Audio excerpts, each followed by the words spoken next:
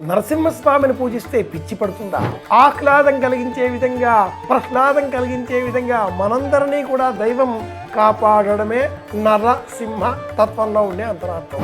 ఆ స్వామిని ఈ మాసంలోనే ఎందుకు పూజిస్తారు అంటే,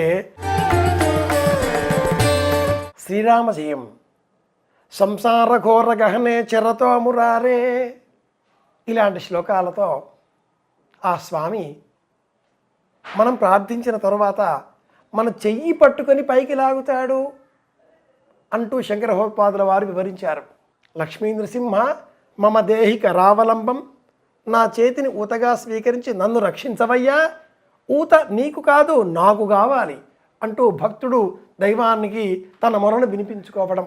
అలాంటి నరసింహస్వామి ఆకార విశేషాలు, అర్చన రూపాలు చాలా చిత్రంగా ఉంటాయి.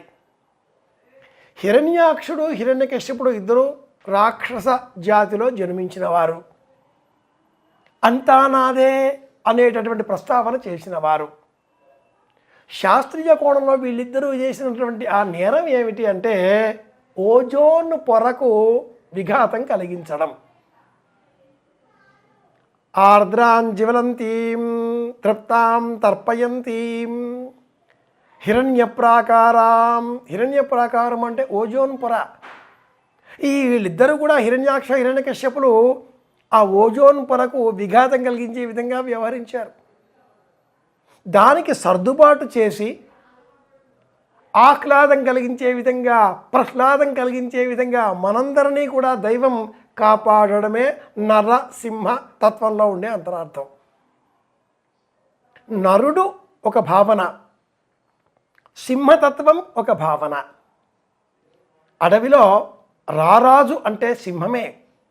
పెద్దది కదా అని ఏనుగు రాజు కాదు, చురుకుదనం కలది అంటూ చిరుతపులి రాజు కాదు, తెలివైనది అంటూ వానరము రాజు కాదు. కానీ గాంభీర్యంతో, స్వభావంతో, గుణంతో సింహం రాజుగా అని కీర్తిస్తుంది యావత్ ప్రపంచమంతా కూడా.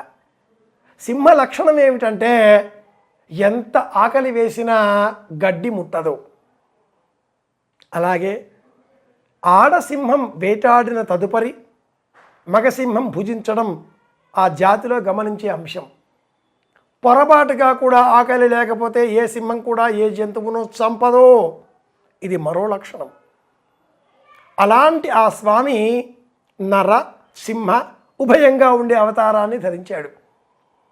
ఆ స్వామిని ఈ మాసంలోనే ఎందుకు పూజిస్తారు అంటే, ఫాల్గుణ మాసం, చైత్ర వైశాఖ మాసాలు, ఈ 3 మాసాలు కూడా చిత్త నక్షత్రంతో ఆరంభమై శ్రవణ నక్షత్రంతో ఉండేటటువంటి కాలానికి ప్రతిబింబంగా జ్యోతిర్విజ్ఞానం అభివర్ణిస్తుంది. చిత్తా నక్షత్రం రాహు నక్షత్రం, శ్రవణ నక్షత్రం శ్రీమన్నారాయణమూర్తి నక్షత్రం. విశాఖేశూర్పమింద్రాగ్ని అది తులారాశి, శ్రవణం మకర రాశి.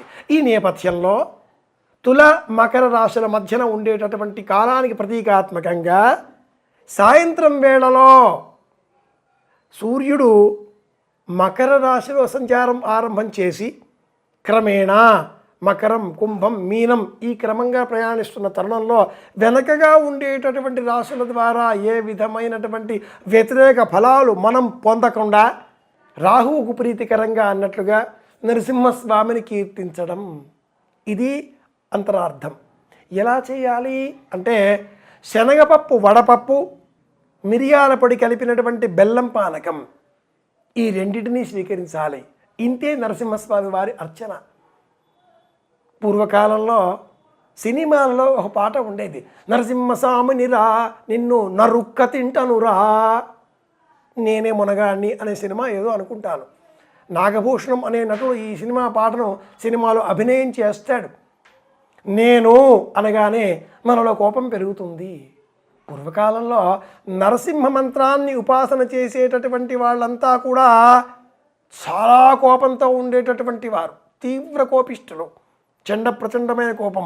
ఉగ్రం వీరం మహావిష్ణుం జ్వలంతం సర్వతోముఖం నరసింహం భీషణం భద్రం మృత్యోర్మృత్యుర్నమామ్యహం. ఇది పరమమంత్రం. మృత్యువుకే మృత్యువు, భయానికే భయాన్ని ఇచ్చేటటువంటి దేవుడు. ఉభయ రాష్ట్రాలలో యాదగిరి, యాదయ్య, యాదమ్మ అన్న పేరు లేని ఇల్లు లేదు. అలాగే నరసింహారావు, నరసింహశాస్త్రి, నరసింహయ్య, నరసింహారెడ్డి, నరసింహరావు, ఎలా చూచినా ఈ పేరు లేని ఇల్లు లేదు. ఇంటింటా ఉండే పరమదైవం నరసింహుడైతే భారతదేశానికి జ్యోతిష శాస్త్రం సూచించిన దైవం నరసింహ దైవం. నరసింహస్వామిని కీర్తిద్దాం. మళ్ళీ కలుసుకుందాం.